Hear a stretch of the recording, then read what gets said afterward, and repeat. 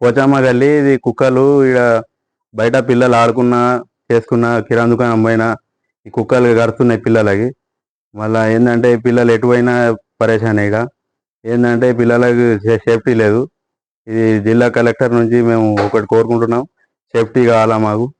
ఏంటంటే ఇక ఈ పిల్లలకి ఏం హాని జరగకుండా చేయాల.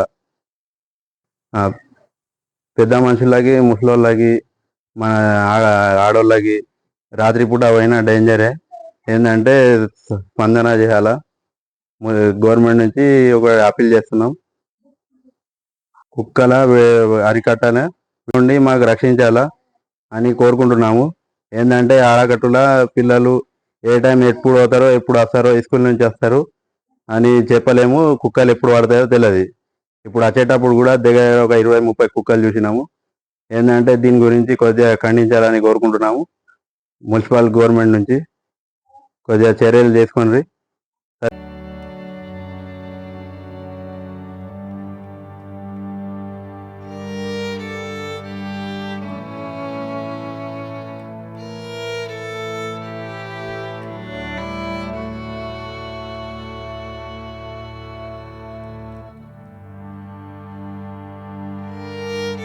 ఈ నల్లవలస 13 ప్లాట్ల పిల్ల మంగళవారం సాయంత్రం 5-5:30కి ఇట్లా కుక్కలు దాడి చేసినాయి.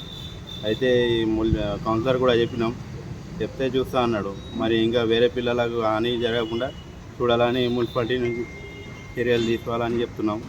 ఎందుకంటే వాళ్ళైనా పిల్లలే, ఇట్లా పిల్లలకి చేతికి ఈ చెవు కాడ మొత్తం ఇట్లా నెత్తికి మొత్తం ఇది చేసింది. ఇంకా ఏంటంటే వేరే పిల్లలకు కాకుండా చూడాలని కోరుకుంటున్నాం.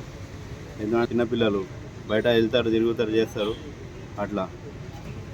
ఇంకోటి ఏంటంటే కాలనీల కుక్కలు బాగా అయిపోయినాయి. ఆర్మూర్లో కూడా బాగా కుక్కలు అయినాయి. ఏడంటే ఆడ ఏంటంటే కుక్కల కొద్దిగా దూరం చేయండి, సరేనా?